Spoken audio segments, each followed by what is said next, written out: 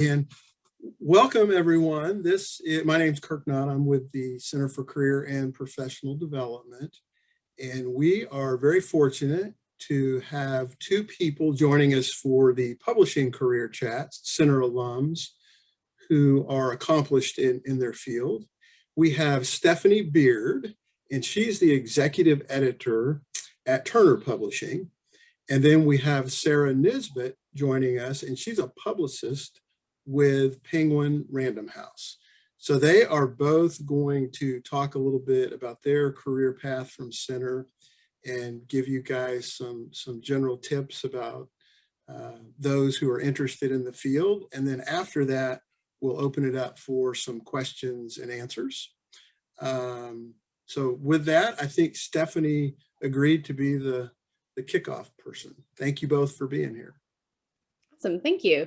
Yeah, so like Kirk said, I'm the executive editor at Turner Publishing in Nashville. We're an indie publishing house that has about 5,000 books on our list, and we publish 36 new books a year.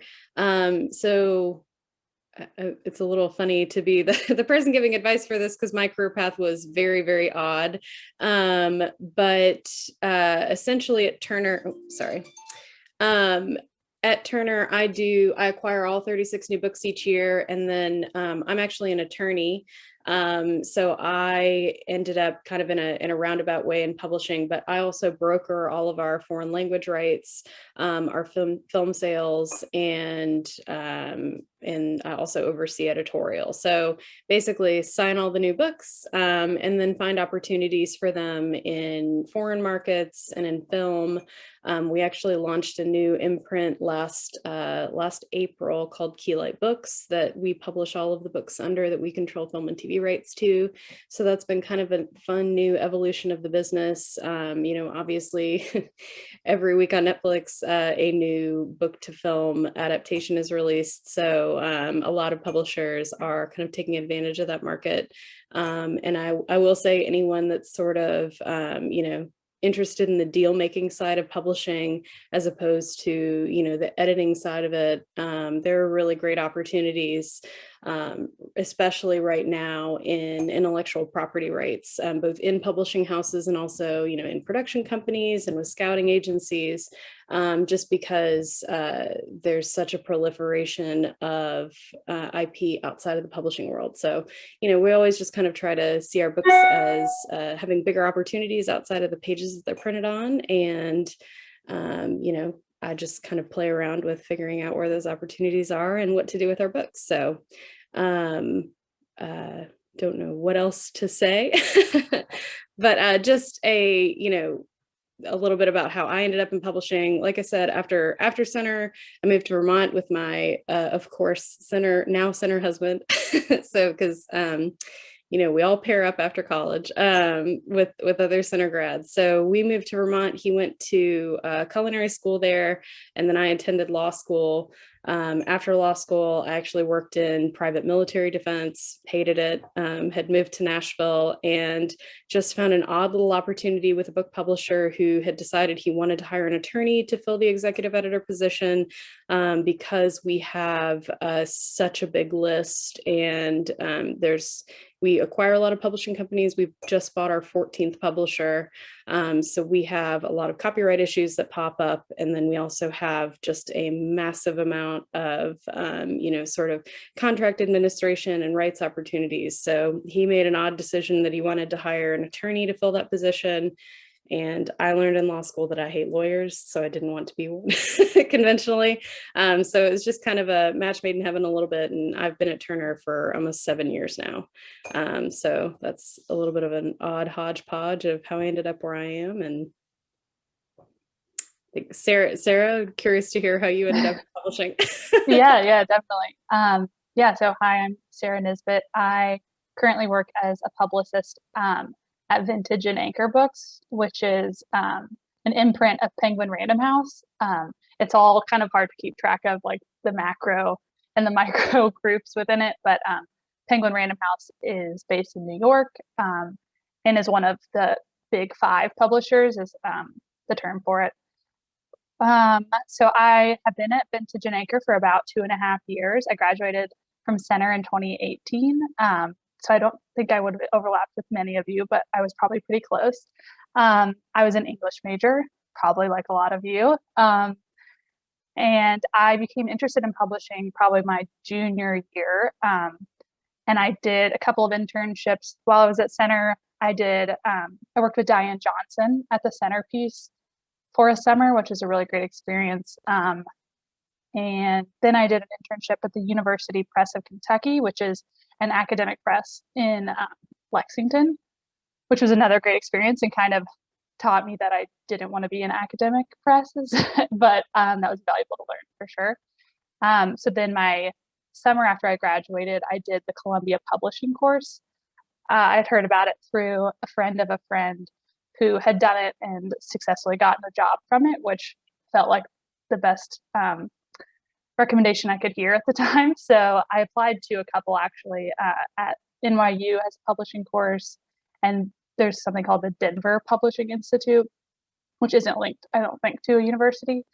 But at Columbia, it was a 6-week program where you kind of learn about book and magazine publishing.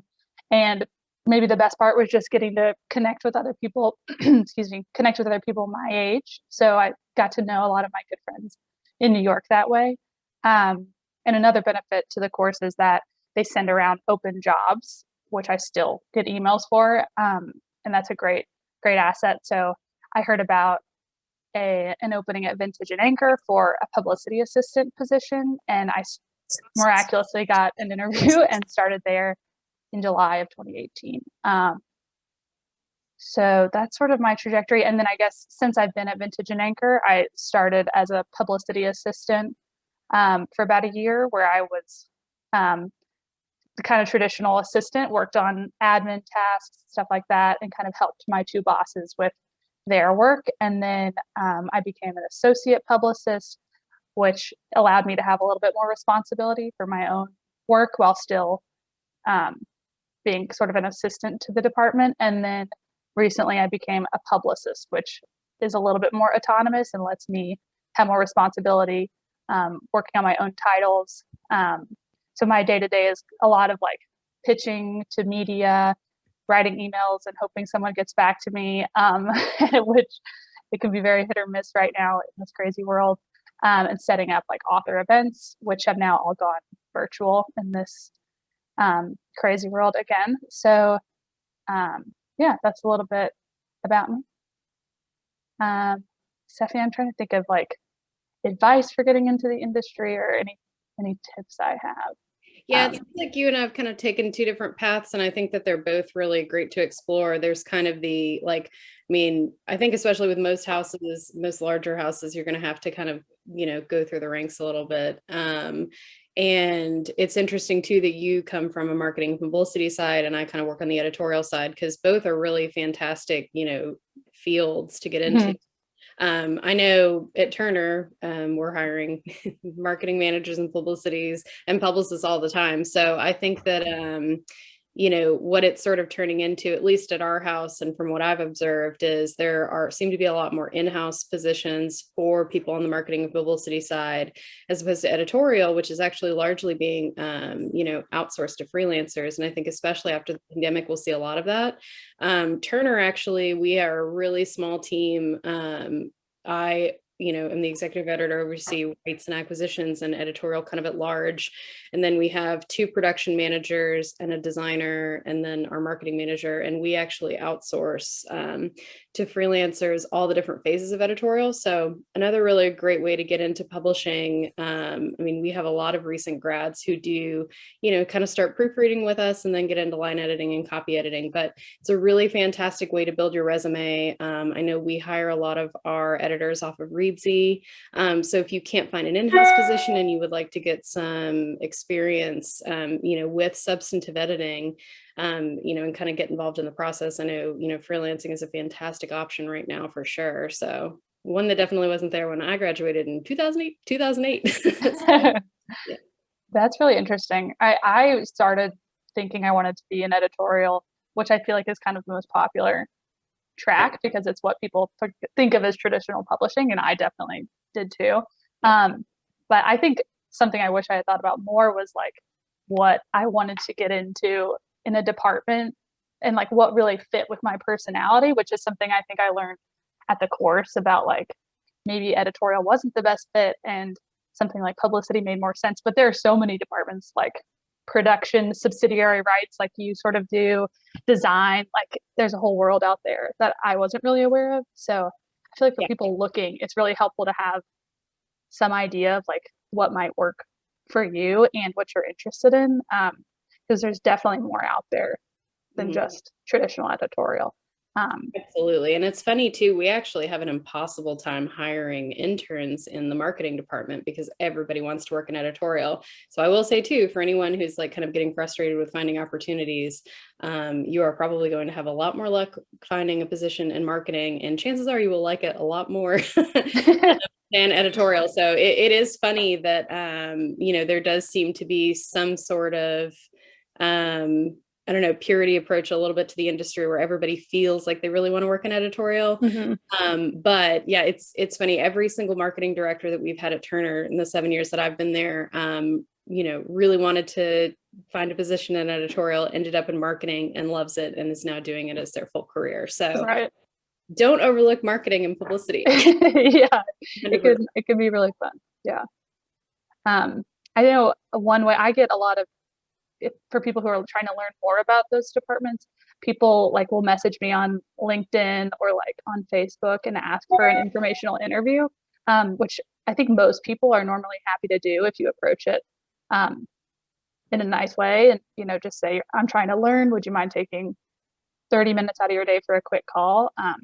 I know right now people can have sort of tough schedules, so maybe you won't always hear back. I know I'm not always the best at LinkedIn, but I think most people in the industry are generally happy to talk, at least in my experience.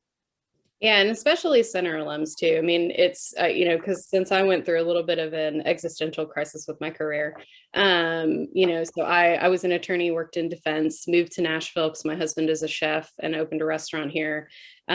Hated what I was doing, but I had passed the bar in Vermont, so I wasn't licensed here. I was practicing international law, so I didn't need to be licensed here, but had, you know, virtually no connection. So I contacted Mindy Wilson at Career Services and was like, who the hell lives in Nashville and is a lawyer?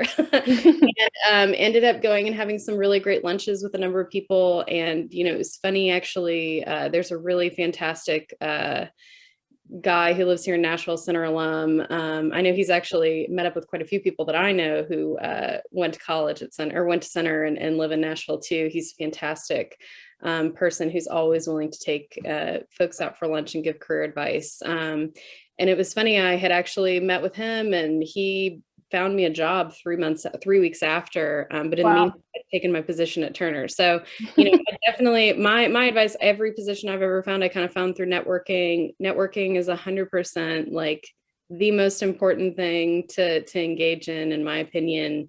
And, you know, I will say too, whenever I went to law school, you know, I also engaged heavily with Career Services and was like, okay, they're going to help me figure out what I'm supposed to do. And I remember my first or second meeting with them, she said, oh, you went to center. She was like, you're going to want to connect with your undergraduate alumni. She was like, nobody really likes their graduate school. So you're going to find a lot less help from, you know, alumni from law school. So I will say that, you know, definitely make good, obviously you're taking advantage of, you know, what Career Services is offering. So definitely stay in touch with them, you know, as alumnus. I mean, whenever I moved to Nashville, it was 6 years after I'd graduated. So, you know, and they were super helpful and it's largely how I ended up where I am. Yeah. So. I feel like this publishing especially is so relationships based, that it really is important to have a network. I feel like something else I just thought about, like with people working from home during the pandemic, the talk is that publishing, that a lot of it is based in New York, will become more geographically diverse, which I think is a long time coming because it's not the most accessible place to live, and not everyone wants to live there. So I think going forward, especially with like internships, I know right now PRH is doing all our internships remotely, of course. And so hopefully there are more opportunities for people who can't live in New York or don't want to live in New York, because it's not for everyone. And it's funny that we're both in Nashville, because Nashville is it's evidently the #2 publishing, like the second largest publishing hub in the United States. That's interesting. Mm-hmm. I didn't know that. Yeah, because of HarperCollins, Thomas Nelson, Mhm. that is here. Well, Simon and Schuster used to be here. I think they completely moved back to New York, but Yeah. yeah. And there are academic presses like basically everywhere in the country, if that's of interest to you. Yeah. Something else I would recommend doing, it would be like subscribing to some newsletters, publishing newsletters like Shelf Awareness, Publishers Weekly. Stephanie, you might have more of just like.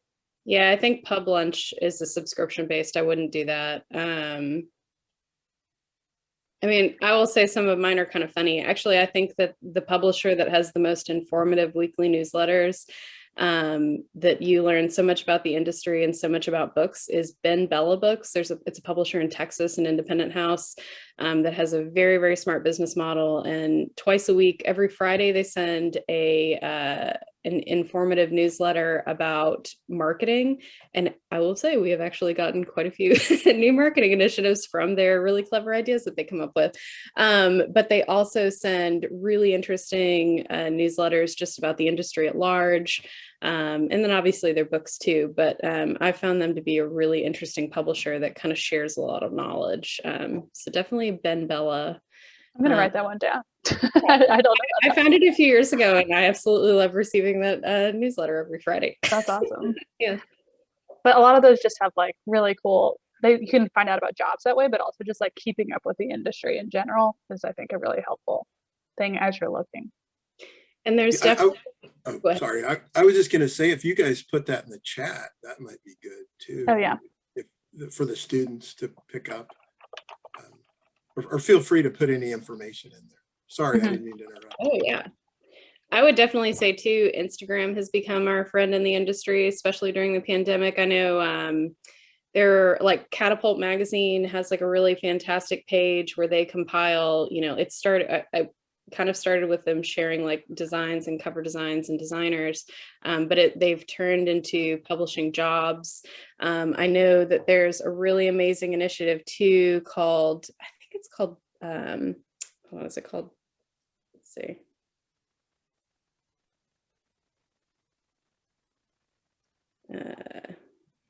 It's like I think it's called Black Book Designers, and they're specifically like looking at creating more diversity in the industry, and they share unique job opportunities there and really try to kind of help like amp up networking and opportunities. I've been following their page a lot and have hired quite a few freelancers off of that Instagram page. So yeah, I mean, it's been kind of interesting. Like, obviously, like Sarah said, last March, we had to do a lot of pivoting. I think our house, we've never really done a lot of in-person events.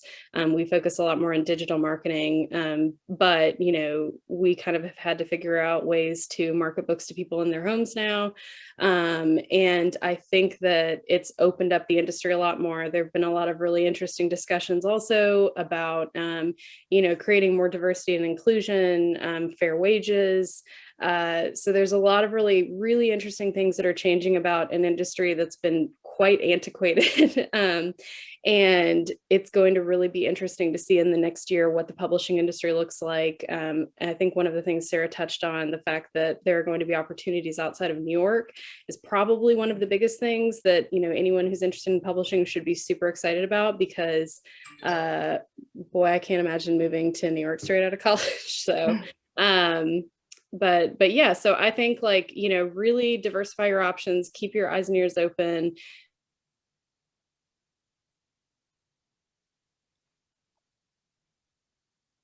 Oh. Did Stephanie freeze on us? I think so. I couldn't tell if it was just me. Yeah, if you can hear us, Stephanie, we'll wait a second to see if you come back in, but you might try logging off and re-entering the meeting. Sometimes that helps if you're frozen. But did you want to say anything, Sarah? I don't know. Yeah, kind of picking up on what Stephanie was saying. there are certainly some issues within the publishing industry, specifically lack of diversity and pay equity. It looks like Stephanie might rejoin us. Yeah, I'll look for that. Okay. But I think a lot of the people that we work with are really actively trying to make it better. And I really enjoy all my coworkers and think many of them, but all of them, want it to be a better place to work and a more accessible place to work for everyone. So I would say as an industry, we have work to do, but people are really investing in doing that. And just in general, like, I think there are a lot of great people who work in publishing, and I've really enjoyed working with people who love reading like I do and just find them to be really great people. So as a career, I've enjoyed it so far in my limited experience. And going back to what we were talking about with getting involved in publishing, I know Twitter is a pretty big platform for book critics, authors. People joke around and call it like book Twitter because it's like its own little realm. But you can find out a lot there, and that's another free way to kind of feel in the loop. So I would recommend, when I started in publishing, got a Twitter because I felt like I needed to be more involved. So that's another tip. I don't know if we want to open it up for questions, if anyone has any. Yeah, that'd be good.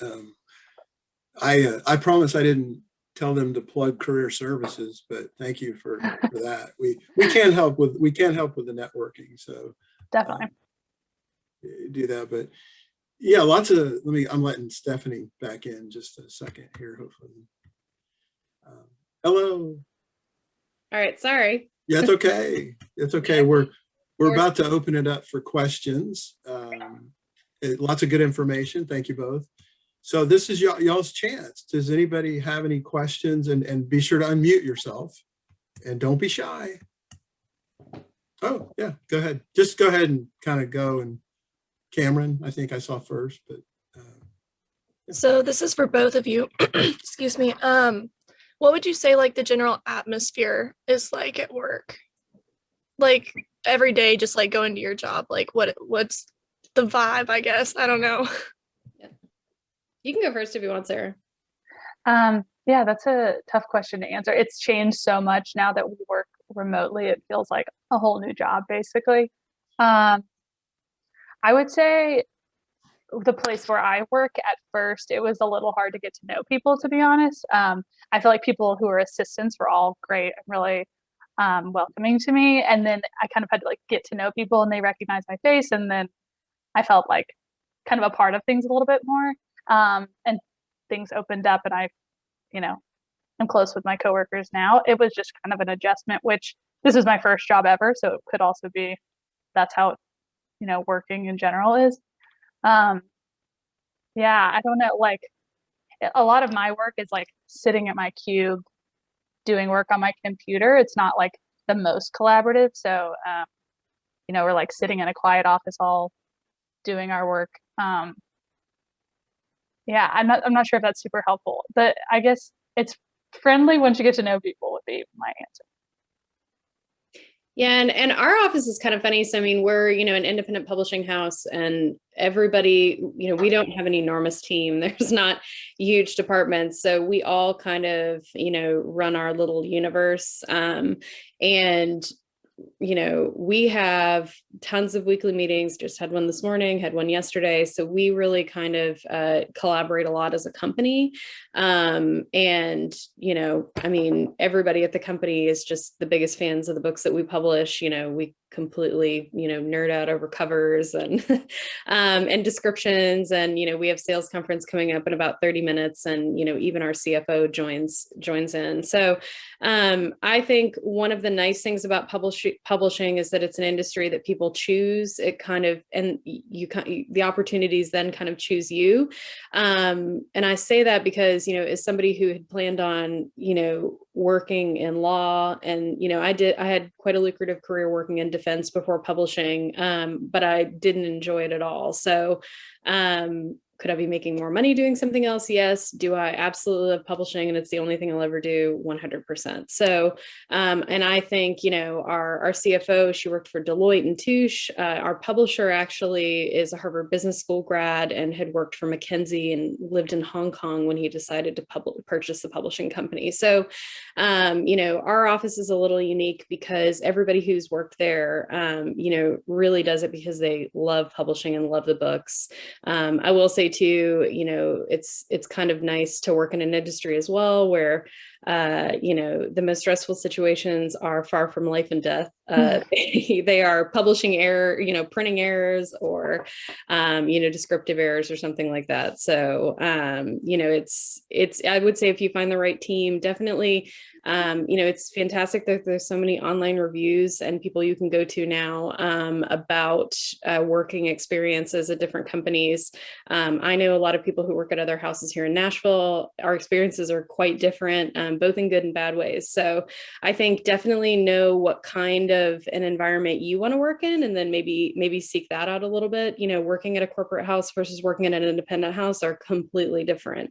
In like I said, 100% both good and bad ways. So, but I would say, you know, at our office and the other people that I know that work at indie houses, you kind of will find that it's a lot more collaborative, mostly because we kind of have to be as well. So we have such small teams that everybody sort of has to pull a little bit of weight.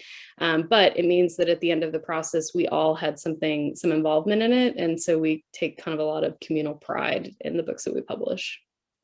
I think that's a good point. Like publishing as a career, I think people find, and I find a lot of like fulfillment out of, because I think we're doing a really valuable thing and contributing a really valuable resource. And I think people feel that.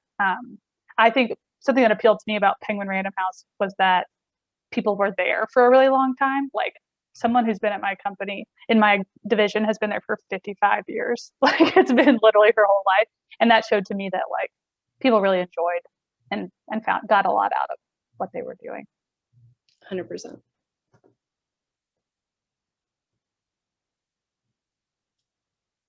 Okay, more questions? Yeah. I have one. I have two actually for Sarah. So did you have to like or would you recommend like majoring or minoring in communications for your job, or do you think that just having that English major was enough for the marketing job?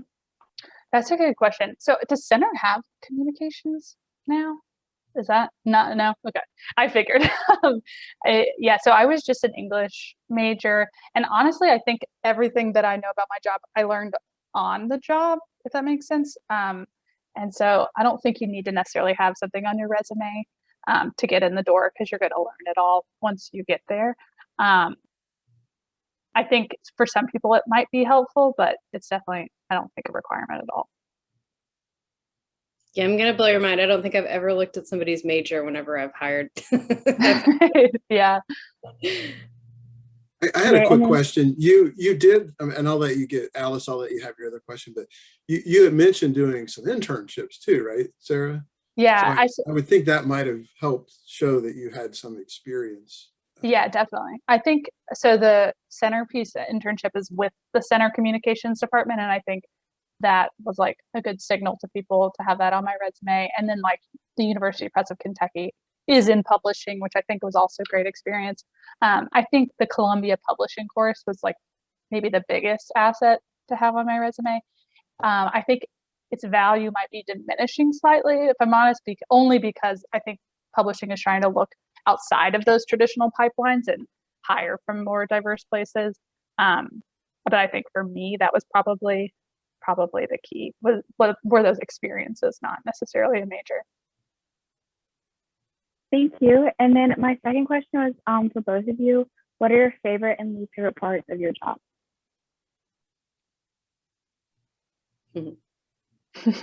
I'm happy to go first. Okay.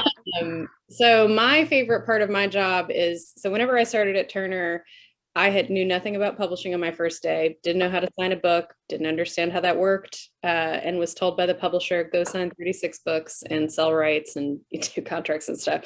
And I remember the first day that we had a meeting and I was like, I don't know, I read this book, I kind of like it, because I receive about 200 new submissions every day and I can only pick 36 a year. And I remember him telling me that I should consider myself drunk with power and to do whatever I wanted. So it's a little odd at Turner. I am, really kind of I've been allowed to design our front list in any way that I wanted. We publish debut unagented authors. We publish New York Times bestsellers. We work on absolutely everything. The only thing we've not published is poetry to date, but maybe we will. So my favorite part of my job is, I know that what I am allowed to do is sign books and sell rights, and I'm allowed to do anything that I want with that. So a couple of years ago, I became friends with a former packaging agent from William Morris, and we set out to sell film and TV rights. So I'm actually in the middle right now of a 10-way bidding war for a debut book that I'd received in my inbox 3 years ago. And we have two $1 million offers to buy the film and TV rights. And we just signed the book 3 weeks ago. So the kind of the stakes of the job are really fun to me. And I think too, publishing is always going to keep changing. Every house, the big ones, the small ones, are all trying to kind of figure out how to continue growing their businesses. So I think if you're someone I always say people who do really well in publishing are people who are entrepreneurial, who can, look at the business and figure out how in their own way to make it better. So that's definitely my favorite part of my job. And my least favorite part of my job, probably, to be quite honest, writing descriptions and changing titles and coming up with new titles absolutely kills me. So that's probably my least favorite part. A lot of pressure. Yeah. I think my favorite is probably similar to Stephanie, like just when a book like hits the bestseller list, or like you feel like a project that you put so much into like reaches a consumer and like makes it is just like the best feeling. Or even like on a smaller scale, I send a lot of emails pitching different people in media, and like hearing back that like Entertainment Weekly is going to interview an author I work with, like it's very fulfilling to feel like you're doing your job and making things happen. I think my least favorite, or one of my least favorite things, is just like bogged down in email. Like I get really like 200 emails in my inbox and just feel like the day will never end because I can't keep up fast enough with my email. But just like, those office tasks that can become kind of a drag.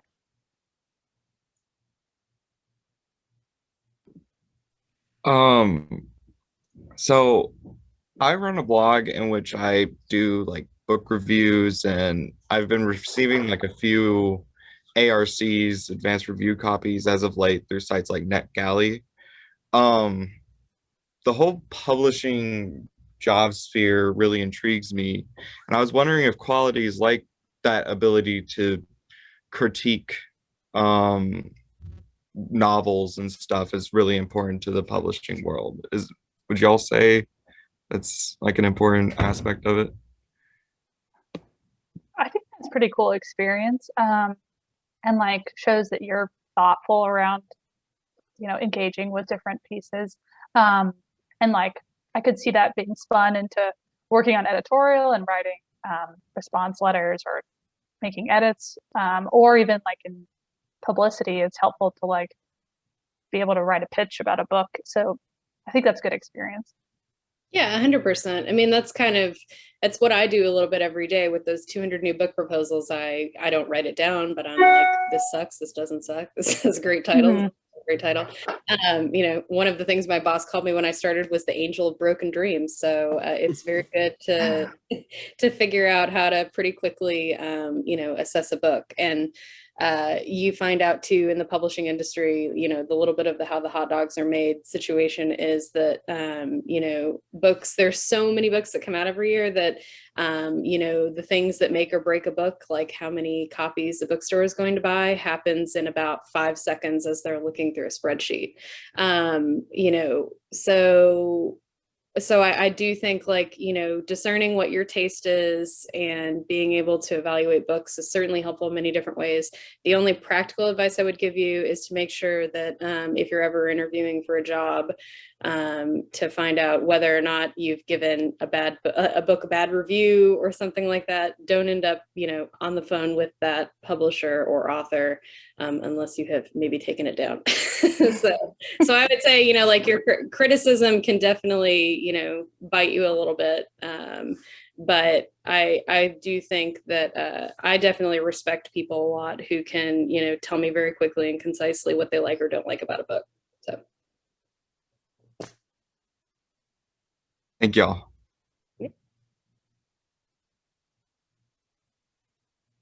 Other questions? I have one. You mentioned looking for freelancers for like editing and marketing. What are some like the places you recommend, like where you find your freelancers if we're interested in going into freelancing? Yeah, so I think that we hire most of our freelancers on Reedsy. I actually hire out all the cover design for our fiction titles, and I really do it based on what I see on the She Designs Books page. That's how I find new freelance designers, and I definitely check out websites. I think websites super important.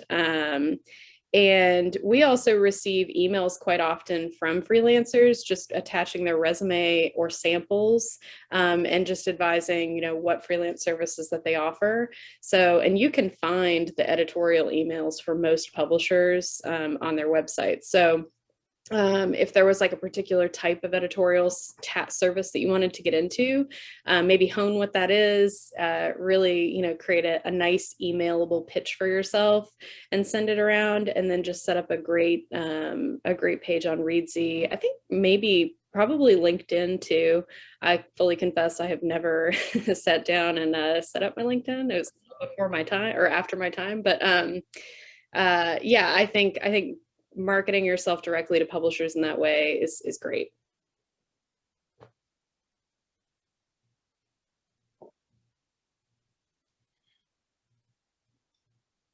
And you can also actually send your resume to editorial@turnerpublishing.com if you would like to. So I know I've hired a couple center grads who've reached out to me to do tasks. And for us, what we do, we would start like newer freelancers off with doing like proofreading, and we send you just a really simple little proofing test.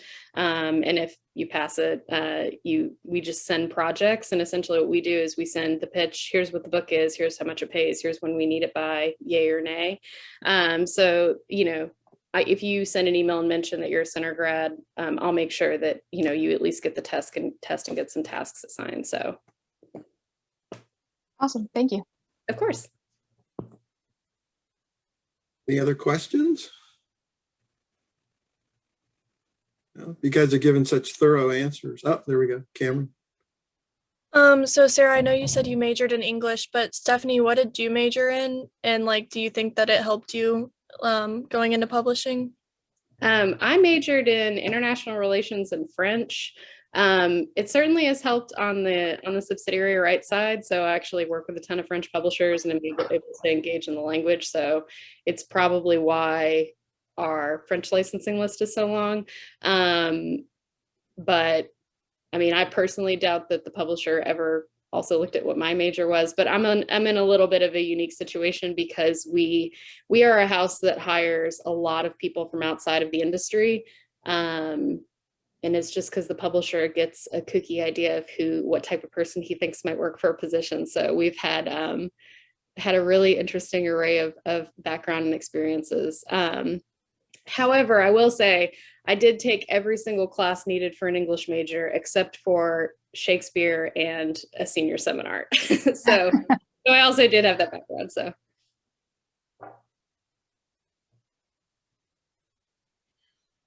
Well, if we don't have any more questions, would you guys have any closing thoughts? Put me on the spot. You don't have to have any. You've given good answers, but just an opportunity. Yeah. I mean, I'll say I have found publishing to be an immensely rewarding career that was one of those things that I think if you'd told me like, oh, publishing is a career that I could have in college, I would have thought that was so cool, really awesome, and something I would never have been able to achieve. So I kind of wish that I had considered it a career path, but it totally does sound like one of those things that you have to, be an English major for, have every single English professor love you and recommend you. And I have found in the industry that most of the people that I know who are distinguished colleagues, either being agents or editors at other houses, really have found the industry in odd, unique, and interesting ways. And I think it's one of the things that makes it a really special, fun place to work in. So because most of the people who end up in publishing and stay in publishing are doing it just because they really love the work, which is certainly unique from many other industries. And I think one of the best things you can be doing to prepare for a potential career would just be read a ton and read across genre. That'll help hone your taste, but also just to like have that vocabulary to talk about books that have come out in the past and compare different books. It's really helpful to and it's also really fun to just read as much as you can. Yeah. Okay. Anything else? You guys know? All right. Well, thank you so much for joining us. This was great information, and I know the students appreciated it, and we appreciate it. So thank you. No Yeah, problem. thank you. Nice to meet you, Stephanie, by the way. Yeah, you too. Bye, everyone. Bye. Take care.